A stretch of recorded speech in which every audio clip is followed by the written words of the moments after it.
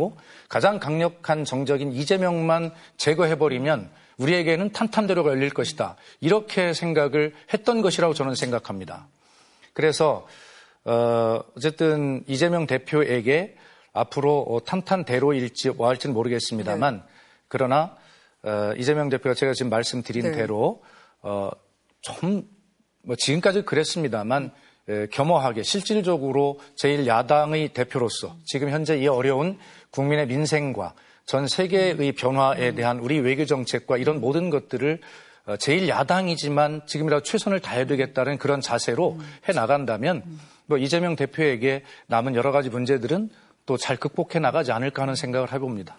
어제 법원 선고 이후에 바로 안동 산불 현장으로 가셨잖아요. 네. 그런 것도 다 좀 민생을 챙겨야 된다라는 그 일환으로 보면 됩니까?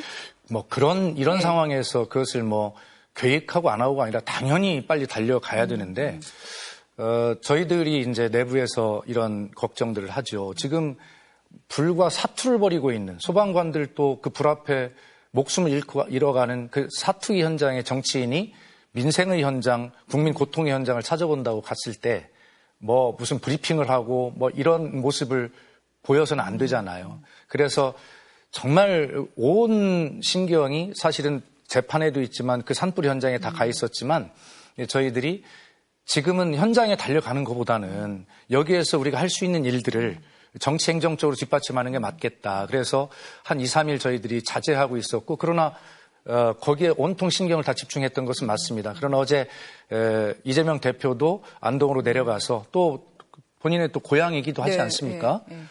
또 세계 문화유산인 하회마을을 점점 불길이 둘러싸고 오는 마당에 가서 어쨌든 대피해 있는 그 이재민들, 국민들을 격려하는 형식이지만 그러나 마음은 현장에서 아마 소방관들을 격려하고 함께 물동이라도 좀 들고 나르고 싶은 그런 마음이었을 거라고 생각합니다. 산불이 정말 심각해서요. 여기에는 뭐 여야가 따로 없는 것 같습니다. 그렇습니다. 네. 그 당내 아까 탄탄대로냐고 여쭤봤었는데 비명계 주자들도 일제히 환영은 했다. 어제 무죄에 대해서.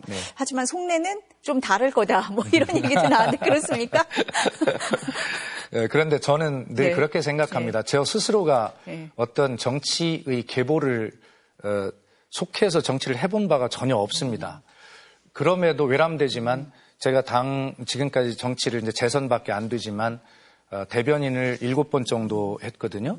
당 대표 비서실장도 2번이나 해보고 그런 것은 뭐냐면 어떤 계보에 속해서 내가 좀 유리한 어떤 지위를 얻고자 하거나 유리한 정치적 입지를 확보하려고 하는 이런 어떤 노력들이 그런 계보 활동이 얼마나 허무한가를 저는 잘 알고 있어요. 그래서 저는 늘 한 발 물러서서 이렇게 객관적으로 볼 수 있는 위치에 있다고 생각하는데 그런 측면에서 민주당에 뭐 계보가 있다.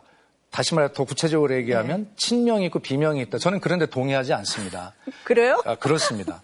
그래서 뭐 김경수 전 지사나 김부겸 전 총리나 박용진 또 제가 굉장히 아끼고 사랑하는 전 의원이나 다 이야기해보면 이재명 대표 사랑하고 민주당 다 사랑하고 지금은 어느 때보다 또 상황이 다른 것이 지금 이 내란을 빨리 종식시키고 윤석열 내란 수괴를 파면하는 이 내란 종식이 가장 큰 민생의 회복 아니겠습니까? 그리고 이 무너진 민주주의를 어떻게 하면 세우는가라고 하는 아주 힘들고 거친 외부적 환경이 지금 있습니다. 이 안에 사실 비명, 친명이라고 부를지도 모르는 그런 약간의 차이들, 이것이 무슨 의미가 있겠습니까? 그렇기 때문에 어제 이재명 대표의 무죄 판결로 비명계의 입지가 좁아졌다라고 하는 것은 언론이 재미있는 분석이겠으나 그러나 사실은 그렇지 않다. 한마음이다 말씀드리겠습니다. 언론의 분석일 뿐이다. 민주당은 그렇지 않다. 그렇습니다. 지금 우선순위가 윤석열 대통령 탄핵 심판 선고라고 말씀을 하신 것 같습니다. 왜 안 나옵니까? 저 탄핵 심판이요?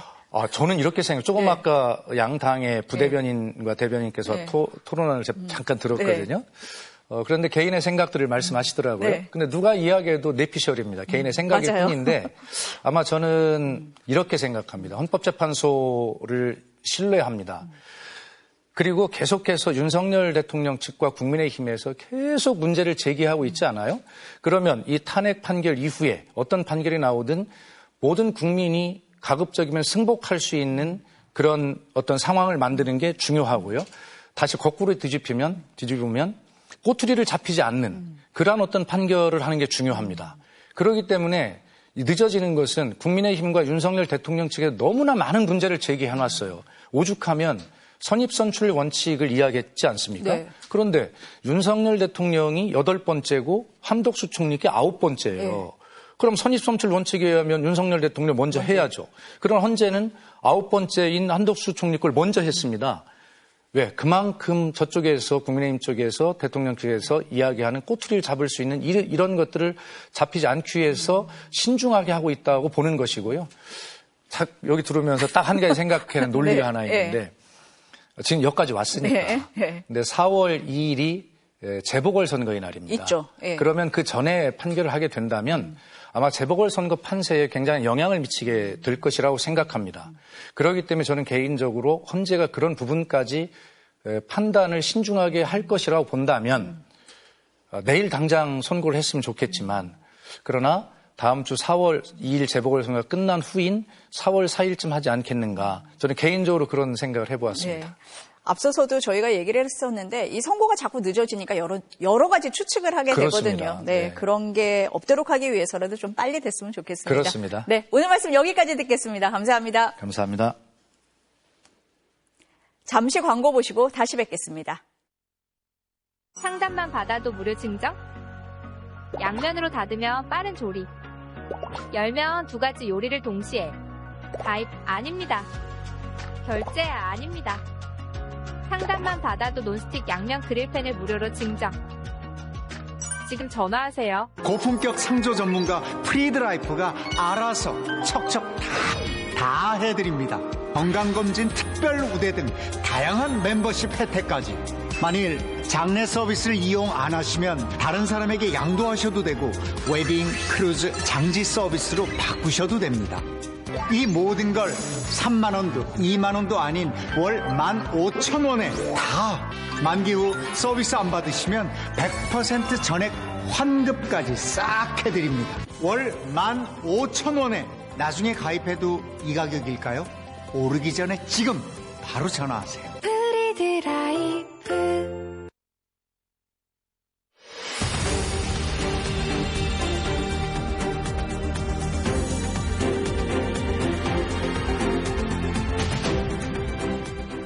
경북 의성에서 시작된 산불은 엿새째 불길이 번지면서 경북 지역에 막대한 인명과 재산 피해를 낳고 있습니다. 주민 대피령이 내려진 곳도 늘었습니다. 산불 지휘본부에 나가 있는 취재기자 연결해 보겠습니다. 이도은 기자 전해주세요. 네, 의성 산불 지휘본부입니다. 오전까지 짙게 낀 연무가 모두 거치면서 진화 헬기들이 분주하게 출동하고 있습니다. 경북 북부 5개 시군에는 오늘 진화 헬기 80대와 진화 인력 4,900여 명이 투입된 상태입니다. 경북 영덕에선 산불 사망자가 추가로 발견됐습니다. 오늘 오전 11시 50분쯤 경북 영덕의 한 차량 안에서 실종됐던 60대 산불 감시원이 숨진 채 발견된 겁니다. 숨진 산불 감시원은 산불이 영덕 지역을 덮친 지난 25일 저녁 의성에서 진화 작업을 하고 귀가하다 도로에서 불길에 휩싸인 것으로 추정하고 있습니다. 산불 감시원이 추가로 사망하며 이번 의성 산불 사망자는 헬기 추락 조종사를 포함해 모두 23명으로 늘었습니다. 지역별로는 영덕 9명, 영양 6명, 안동 4명, 청송 3명 등입니다. 피해 범위도 커지고 있습니다. 의성에서 시작된 산불이 영덕 동해안까지 휩쓴 지 이틀 만에 산림당국이 산불 영향구역을 발표했는데요.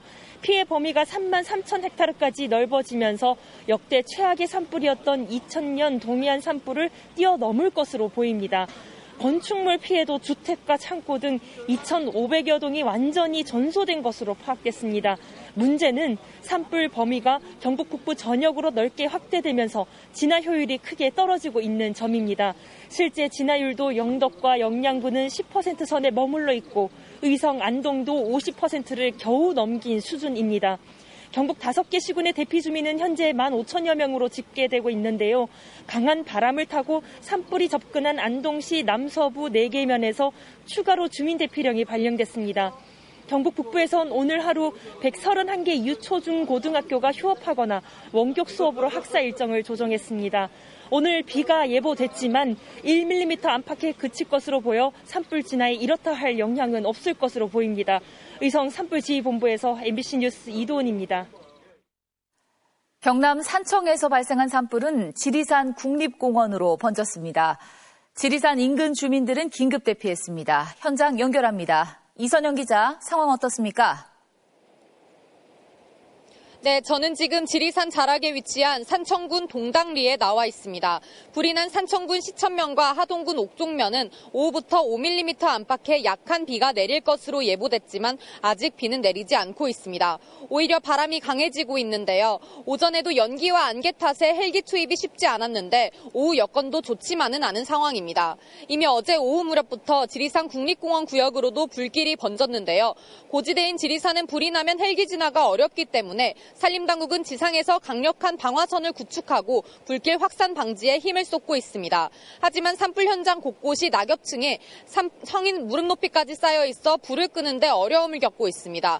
지리산 국립공원의 산불 영향구역은 최소 30m에서 30헥타르에서 40헥타르로 추정됩니다. 지리산 등산로가 시작되는 중산리를 포함해 인근 삼장면 일부 마을 주민들은 어제 오후 긴급 대피했습니다. 지리산 국립공원 탐방로 출입도 전면 통제되고 있습니다. 현재 주민 1,500여 명이 산청 동의보감촌을 비롯한 대피소 22곳에 머물고 있습니다. 산림당국은 오늘 29대의 헬기와 2,000여 명의 인력을 투입해 하동 지역의 주부를 잡고 불이 지리산 국립공원으로 더 번지지 않도록 총력을 기울일 계획입니다. 또 경남도도 광범위한 지역과 연결된 지리산에 산불이 나는 것을 막기 위해 정부의 신속한 지원을 요청했습니다. 산청 산불의 진화율은 77% 수준에서 진척을 보지 못하고 있고 꺼야 하는 남은 불의 길이는 16km입니다. 산청 산불로 산불 진화대원 등 4명이 목숨을 잃었고 9명이 다쳤습니다. 지금까지 경남 산천 산불 현장에서 MBC 뉴스 이선영입니다. 울산 울주군 산불도 계속 확산되고 있습니다. 오전 내내 짙은 연무 때문에 헬기 투입이 어려웠는데요. 오후에는 상황이 좀 나아졌는지 알아보겠습니다. 정인공 기자, 현장 상황 어떻습니까? 네, 울산 울주군 온양읍 산불지휘본부입니다. 이곳 현장에는 새벽부터 이슬비가 내렸다 그쳤다를 반복했는데요. 궂은 날씨에 습도가 높아지면서 짙은 연무가 끼어 오전 내내 헬기 투입이 보류됐습니다. 구름 때문에 시야가 확보되지 않아 헬기 운항이 어려워졌기 때문인데요. 확산을 막아줄 것으로 기대했던 비도 강수량이 1mm 내외에 그쳐 큰 도움이 되지 못했습니다. 다행히 오후 들어 기상 상황이 점차 나아지면서 헬기가 투입되기 시작했는데 일부 구역은 아직도 연무가 거치지 않아 제한적으로 운항이 이루어지고 있습니다. 이렇게 진화 작업이 계속 발목을 잡히면서 진화율은 81%에 머물러 있고 꺼야 할 불길도 4km 가까이 남아 있습니다. 산불 피해가 예상되는 영향구역도 어느새 900헥타르를 넘어섰습니다. 다행인 건 산 아래로 향하며 인근 마을을 위협하던 불길들이 잡혔고 울산시 경계를 넘어 경남 양산시로 번지던 불도 대부분 잡혔다는 점입니다. 울산시와 소방당국, 산림당국은 지상장비 76대와 인력 1,400여 명을 투입해 확산을 막는 데 주력하고 있습니다. 문제는 주불이 여전히 산 정상 부근에 남아 있다는 건데요. 당초 사람 접근이 쉽지 않은 곳에 비까지 내려 진화 인력이 산을 오르기가 더 어렵고 헬기 투입이 여전히 제한적이어서 주불 진화가 쉽지 않은 상황입니다. 최대 초속 14m의 바람도 불고 있어 산불의 추가 확산이 우려되는 가운데 현장에서는 빨리 연무가 거치기만을 기다리고 있습니다. 지금까지 울산 산불 현장에서 MBC 뉴스 정인곤입니다. 어제 저녁 무주에서도 산불이 발생해 임야 30헥타르를 태운 가운데 헬기가 본격적으로 투입되면서 진화에는 진전을 보이고 있습니다. 산줄기를 따라 하얀 연기가 하늘 높이 솟아오르고 산불 진화에 나선 헬기가 그 위를 분주히 오가며 물을 뿌립니다. 어제 저녁 9시 20분쯤 전북 무주 분안면의 한 야산에서 산불이 발생해 진화 작업이 이어지고 있습니다. 산림청과 도 임차 헬기 5대가 투입됐고 600명에 달하는 지상 인력도 본격적으로 투입됐습니다. 이 때문에 밤사이 20%에 머물렀던 진화율은 날이 밝으면서 60%를 넘어섰습니다. 당초 기대했던 비는 내리고 있지 않지만 바람도 초속 2m 수준으로 떨어지면서 산불의 기세도 다소 줄어들었습니다. 소방당국은 산 아래 주택에서 누전으로 발생한 불이 바람을 타고 번지면서 산불로 비화된 것으로 추정하고 있습니다. 낙엽이 쌓이고 번지 이렇게 불 간 거야. 그 저장고 쪽에도 나무를 많이 쌓아놨었다고. 이 불로 30헥타르가량의 임야와 화재 발생 지점 부근의 주택 등 시설물 5곳이 소실된 것으로 잠정 집계됐습니다. 지난 밤에는 화재 확산이 우려되자 인근 4개 마을 주민들에게 대피 명령이 내려졌고 200여 명의 주민들이 대피소 4곳에 분산돼 뜬 눈으로 밤을 지새워야 했습니다. 갑자기 이장님이 방송을 하시더라고. 그래서 밖을 내다보면 그냥 밖에 쿨하잖아, 밖에 그냥. 아이고, 손이 달달 떨리고, 아이고, 그래 이제 거기를 차로 가봤지요. 그런데 엄청나게 막 많이 번졌더라고. 소방과 산림당국은 산불 진화를 이어가는 한편 발화 지점에 대한 감식을 통해 정확한 화재 원인을 조사할 계획입니다. MBC 뉴스 허연호입니다. 앞서 전해드린 것처럼 의성에서 시작된 산불은 5개 시군으로 확산했습니다. 서재철 녹색연합 전문위원 전화로 연결해서 산불 피해 현장 이야기 들어보겠습니다. 안녕하십니까? 네, 안녕하십니까? 네, 이번 산불의 가장 서쪽 의성에서 안동 하회마을로 넘어가는 화선 근처에 계시다고요? 네네네. 네, 지금 현재 제가 있는 곳은 의성 신평면에서 안동 풍천면, 하회마을에 있는 안동 풍천면 어담리 그 산불이 타고 있는 화선 그 아래쪽 마을에 있는데요. 네. 지금 이곳 상황이 오후 1시 반, 2시부터 바람이 점차 세지기 시작해서 불을 타고 있는 연기가 하늘로 올라가는 속도라든지 흐름이 이제 심상치 않게 점점 전개되고 있고, 조금 전 3시부터는 도로나 농지에 서 있을 때 바람의 세기가 점점 더 강하게 느껴질 정도로 바람이 점점 더 이제 크게 일고 있는 그런 어떤 상황입니다. 네, 오늘 비를 많이 기다리시는 분들 정말 많았는데 지금 비는 내리고 있습니까? 여기는 비가 안 오고 있고 안타까운 안동 풍천 일대 기상청 날씨 누비에서 단기 예보에는 비가 없는 걸로 나오고 있고요. 예. 그런데다 더 지금 좀 심각한 그 상황은 오후 4시부터 초속 5m 그리고 저녁까지 이어지고 내일 아침까지 계속 초속 5m 내외의 바람이 계속 예보로 떠 있기 때문에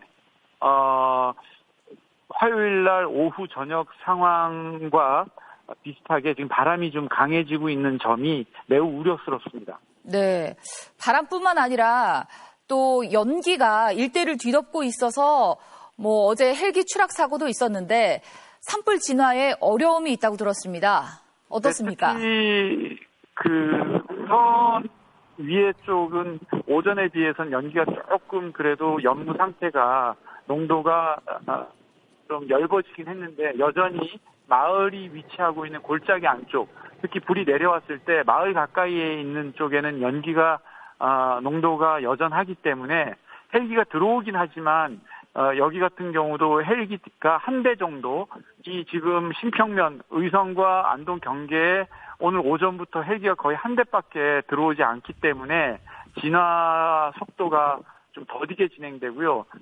그래서 안동시청의 지상진화대 분들이 수십 명 그 기계 장비를 동원해서 얇은 호스로 산에 직접 올려서 일부 지점은 불을 끄고 있지만 현재 주불의 전체적인 흐름은 오전과 크게 달라지지 않고 가장 북쪽으로 향하는 불길은 정확하게 하회마을과 약 4km, 정확하게 한 4km 정도의 이격거리에서 지금 불길이 계속 북쪽으로 조금씩 이동하고 있는 그런 상태입니다. 예.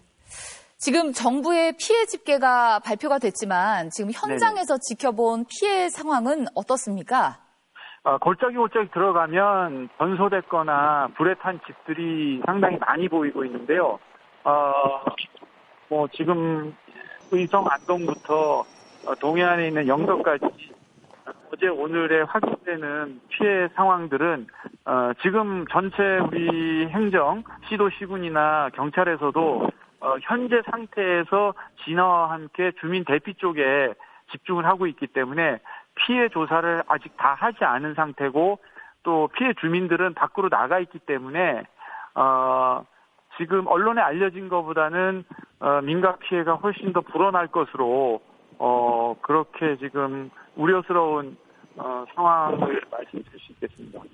네, 여기까지 이야기 들어보도록 하겠습니다.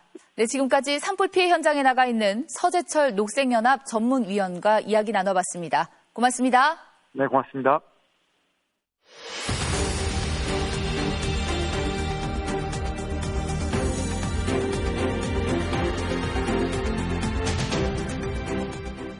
네, 앞서서 들으신 것처럼 영남 지역 곳곳에서 발생한 산불로 인명, 재산 피해가 늘고 있습니다. 지리산이 뚫렸고 강원도, 부산 기장까지 위협하고 있습니다. 강호상 서울대 그린바이오 과학기술연구원 교수와 함께 이 문제 짚어보겠습니다. 교수님 어서 오세요. 안녕하세요. 네. 앞서서 얘기를 들어보니까 좀 답답한 상황인 것 같습니다. 오늘 비가 좀 내렸으면 했는데 양이 너무 적고 맞습니다. 그나마 지금 불이 나고 있는 지역엔 거의 비가 안 오는 것 같은데 이거 도움이 됩니까? 이 정도로? 굉장히 저는 사실 오늘 비가 온다 그래가지고 굉장히 기대를 했는데 안타깝게도 너무 작은 양의 비가 내리는데요. 네. 그럼에도 불구하고 일단 비가 온다는 거는 이제 습도가 많이 올라가는 거잖아요. 그래서 이제 산불이 확산하는 거를 다소 줄일 수 있고 사실은 그러니까 비가 오면은 비가 좀 내리면은 지금 이제 미세먼지나 여러 가지 연기들이 굉장히 많아요. 이런 것도 좀 내릴 수도 있는데 안타깝게도 지금까지 초대형 산불의 경우에는 비가 오지 않고서 끄기가 굉장히 어렵습니다.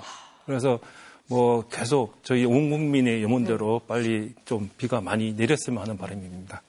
비가 좀 많이 왔으면 좋겠는데 현장에서 너무 안 내린다고 해서 지금 안타까움이 큰 것 같습니다. 네. 진화율 얘기가 계속 나오는데 뭐 의미 없다 이런 얘기도 나와요. 어떤 때 들어보면 70%였는데 그다음에 보면 20% 뭐 이래요. 그러니까 너무 빨리 퍼지고 있어서 그런 겁니까? 사실 뭐 그런 여러 가지 요인이 있겠는데요. 네. 먼저 이제 기상적인 요인을 들 수밖에 없을 것 같습니다. 올 겨울이 저희 이제 기상청이 발표를 했는데 역대 한 4번째로 강수량이 굉장히 적었답니다. 이게 낮은 강수량, 예컨대 이제 굉장히 건조하고 특히나 봄인데 거의 초여름 날씨, 뭐 25도 이렇게 되니까 고온 건조한 겨울. 그리고 이제 문제는 이제 강풍이죠. 그래서 오늘도 아마 계속 뉴스에 나오는데 이게 거의 동해 바다까지, 영도까지 한 번에 이제 산불이 확산됐다 그랬는데 앞으로 이런 고온 건조한 겨울철 그리고 강풍 그리고 무엇보다도 이제 이런 숲이 산불에 굉장히 취약하다, 우리 숲이. 그런 부분이 앞으로도 이런 대형 산불이 자주 날 수 있는 그런 상황이다. 굉장히 안타까운 상황입니다. 지금 굉장히 취약한 상황이다라고 말씀을 하셨는데, 뭐 불씨가 날아다닌다고 얘기를 하더라고요. 뭐 몇 킬로씩 훌쩍훌쩍 뛰어넘는다라는 건데 이게 뭐 어떤 의미입니까? 그러니까 이제 지금 특히 이제 소나무 숲의 경우에는 테르펜이라 해가지고 정유 물질이 있어요. 그래서 굉장히 휘발성이 강한데 이게 이제 상승 기류와 함께 올라가면서 특히 이제 겨울철에 달려있던 솔방울들이 이 상승 기후 특히 이제 강풍 뭐 초속 예를 들면은 20m면 초광풍인데요. 그러니까 시속 한 72km 정도 됩니다. 그렇게 이제 멀리까지 날아가는데 이게 1km까지. 예전에 뭐 생각해 보시면 낙산사가 있는데 낙산사 중간에 도로가 있음에도 불구하고 넘어가서 안타까운 그 문화재 손실이 있었는데 앞으로 이제 이러한 뭐 강풍에 의한 산불 확산이 굉장히 이제 위험한 특히 이제 도심도 결코 안전하지 않다 이렇게 말씀드릴 수 있겠습니다. 지금 산불이 나는 지역을 보면 내륙에서 있는데요. 네. 그러면은 바람이라든지 지형이라든지 그런 영향이 있는 겁니까 지금? 사실 그것도 마찬가지인데 저는 이제 그렇게 얘기하고 있습니다. 예전에는 동해안 산불, 4월이면 뭐 3, 4월이면 동해안을 조심해야 된다. 왜냐하면 양강지풍이라서 거의는 뭐 시속 거의 100km가 넘습니다. 엄청난 강풍이었는데 다행히 얼마 전에 이제 폭설이 내서 올해는 조금 괜찮겠다 그랬는데 웬걸 이 경상도 남부 지방부터 시작했는데 저는 이제 이런 산불이 이미 이제 전국화됐다. 이걸 어떤 지역은 나고 안 나고의 문제가 아니라 앞으로는 이런 건조하고 고온이고 바람이 세고 그리고 지형적으로도 백두대간을 끼고 특히 우리나라는 산세가 굉장히 험합니다. 경사가 급하기 때문에 이런 초대형 산불은 언제든지 일어날 수 있다. 시기의 문제지. 그거를 이제 앞으로 초대형이 안 되게끔 예방을 할 수 있는 방법이 뭘까를 좀 더 노력해야 될 것 같습니다. 뭐 이 지역은 괜찮고 저 지역은 위험하다라고 얘기할 수 있는 그런 상황이 아니다. 어디서 일어날지 모른다. 그런 상황이다. 이번에 보니까 인명 피해가 커요. 사망자가 왜 이렇게 늘었다고 보십니까? 그래서 이제 사망자가 굉장히 안타까운데 첫 번째로는 사실 산불 진화는 굉장히 전문화된 작업입니다. 지형도 알아야 되고 산불이라는 이 특수성, 특히 이제 바람의 방향이 어떻게 되는지 이런 것들을 면밀하게 그리고 특히 퇴로를 잘 확보하고 가야 되는데 안타깝게도 뉴스에 나온 바에 의하면은 좀 더 전문화되지 않은 분들이 소위 산불 감시요원은 말 그대로 정말 감시만 하는 거지 진화를 하는 건 아니거든요. 특히 뭐 해발고 600, 700 이런 고산지대에 올라가서 하는 거는 굉장히 힘든 일인데 그런 부분부터 최근은 또 이렇게 여기 의성 산불이 굉장히 확대가 되면서 사실 저희가 산촌 지역은 대부분 연세가 많은 분, 연루하신 분들이 많잖아요. 문자 메시지를 보내더라도 네. 그분들이 문자를 제대로 보지도 못할 분들은 사실 이분들이 이제 나오다가 제일 안타까운 거는 그런 질식, 예를 들면 여러 가지 연무 피해에서 많이 희생을 당하신 것 같습니다. 그리고 앞으로 더 걱정되는 거는 이렇게 저희가 벌써 한 7일째 넘어가고 있지 않습니까? 2022년도에 9일째 최장 기간이었습니다. 이렇게 오래 시간이 걸린다는 얘기는 지금 안타깝게도 항공 조종사 한 분도 이제 희생이 되셨는데, 그래서 이런 조종사의 피로도로는 점점 더 이렇게 안전사고 위험이 노출될 수밖에 없다. 그래서 하루 빨리 이제 산불이 진화됐으면 하는 바람이고, 아니면은 지금같이 이런 초대형 산불에서는 첫 번째는 인명 피해를 최소화시키는 쪽으로 정책을 해야 됩니다. 네. 그리고 이제 두 번째는 당연히 이제 문화재 보존이라든지 우리 국가기관 산업, 예컨대 발전소라든지 이런 쪽에 우선적으로 해야지 산불을 잡겠다는 이 큰 면적에 그렇게 하기는 굉장히 어려운 상황입니다. 네. 지금 이제 세 가지 정도로 이렇게 나눠서 설명을 해 주셨는데 먼저 거기에 거주하시는 분들이 만약에 대피를 한다 할 때 요령이 있습니까? 예를 들면 주민들 말씀하시는 건가요? 예, 주민들이요. 그러니까 주민들이 당연히 이제 정부에서 이렇게 대피 요령, 그런데 산에서 예컨대 이제 불을 만났다 그러면은 네. 당연히 바람이 부는 덩풍이라고 그럽니다. 바람이 불러오는 쪽으로 가야 되고 사실 오히려 불이 이미 탄 데가 오히려 더 안전할 수 있어요. 탈 게 없기 때문에. 아, 오히려? 네, 네. 불이 다 타버리면은 사실 탈 게 없기 때문에 그런 불 오히려 안전하고 숲에 들어가는 게 굉장히 위험하겠죠. 그래서 사실, 저도 이제 이번은 초대형 산불이었잖아요. 그래서, 그러니까 우리가 이제 피난 행렬, 예컨대 재난을 대피한다. 이게 영화로 나왔지 실제로 우리가 이렇게 할 줄은 아마 그분들도 몰랐고 저희들도 깜짝 놀란 거예요. 그래서 앞으로는 아쉽지만 안타깝지만 이런 초대형 산불이 앞으로는 더 많아질 거다. 그랬을 때 과연 우리가 어떻게 대비를 할 것인가에 대한 이번 계기로 보다 더 면밀하게 준비를 해야 될 것 같습니다. 그 산불 진화 요원 말씀도 해주시고 헬기 얘기도 해주셨는데요. 헬기가 네. 추락을 했잖아요. 네네. 그럼 지금 우리 이 진화 헬기가 충분한 상태입니까? 노후화됐다는 얘기도 있던데 어떻습니까?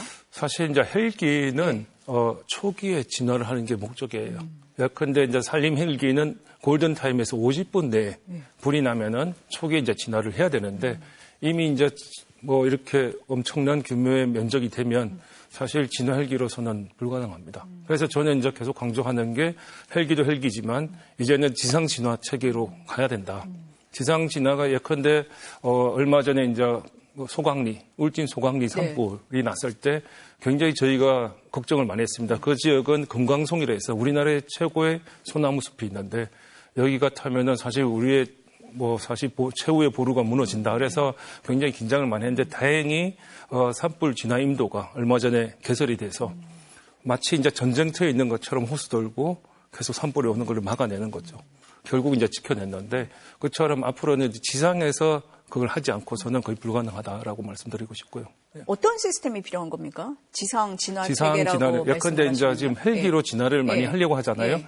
헬기는 예컨대 밤이 되면 헬기가 뜰 수가 없죠. 그렇죠. 야간 운행용도 안 되고. 두 번째는 또 이렇게 강풍이 불면 시속 72km, 예컨대 초속 20m만 돼도 강풍이기 때문에 헬기가 뜰 수가 없어요. 그래서 보통 이제 일출 때 아침에 이제 바람이 잦아들 때 헬기 뜨자 그러는데 또 봤더니 저렇게 연기가 많으면 못 뜨고. 시야가 보이지 않기 때문에 헬기가 못 뜨는 거예요. 그러면 이제 예전에도 이제 강원 동해안 지역 같은 경우 강풍이 막 시속 100km의 태풍급 몰아치는데 할 수 있는 게 너무 없다. 그래서 사실 밤이든 우리가 해야 된다는 말씀을 드리고 싶습니다. 네. 그 진화대원도 말씀을 하셨는데 전문성을 좀 갖춘 그 산불 특수 진화대가 필요하다 이런 얘기가 나오던데요.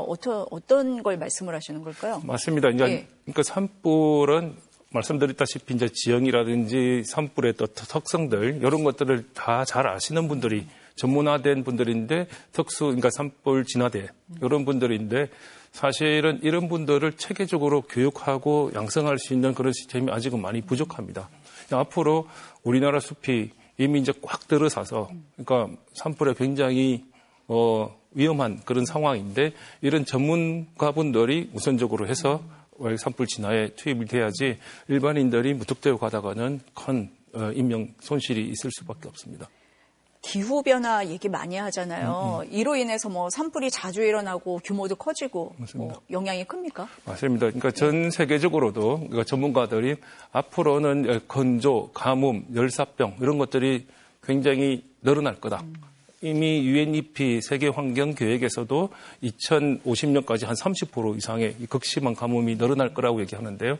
일례로 호주에서 2019년, 2020년도 굉장히 큰 산불이 났습니다. 그때 1,700만 헥타가 탔습니다.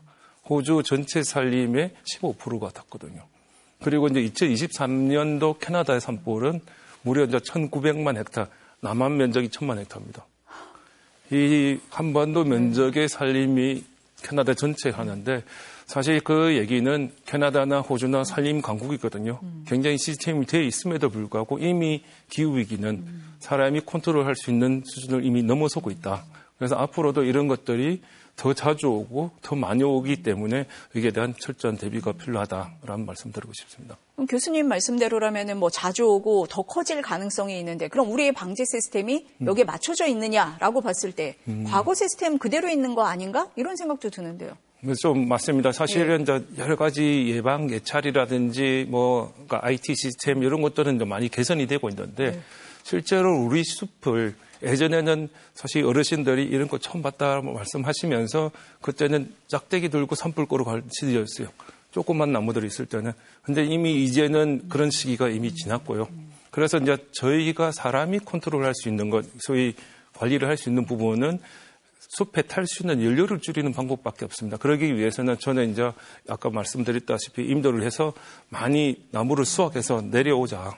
그러면은 이제 산불이 이렇게 타다가도 중간에 큰 공터, 예컨대 이미 수확을 한 거죠. 벌채가 되면 예컨대 거기가 뭐 감자밭이나 뭐 배추밭이 나오면은 산불이 갑자기 이제 쭈그러드는 거죠. 쭈그러들었을 때 그때 산불 진화를 해야지 지금처럼 빽빽히 드러난 산이 끝까지 이어져 있으면 마치 이제 성냥통의 도미노처럼 불이 한번 붙으면은 연속적으로 계속 갈 수밖에 없는 상황이기 때문에 굉장히 끄기 힘들다 말씀드리고 싶습니다. 그럼 교수님 말씀은 우리나라의 이 산림 구조라든지 수종이 산불에 취약하다 이렇게 보십니까? 산불에 사실 좀 취약하다라고 좀 말씀을 드리고 싶은 게 예전에 소위 이제 어르신들은 50년대, 60년대는 거의 민둥산이었어요. 그렇죠. 산에 거의 나무가 없는 상황에서 70년대, 80년대 저희가 조림을 굉장히 많이 했거든요. 그때 심었던 나무들이 대부분 외로종이 많았습니다. 리기다 소나무, 아카시나무 이런 거는 미국에서 들어왔고 낙엽성은 일본에서 들어왔고 그래서 이제 외래종을 대규모로 심다 보니까 사실 어떻게 보면은 생태계의 안정성이라든지 건강성이 굉장히 약한 상황입니다.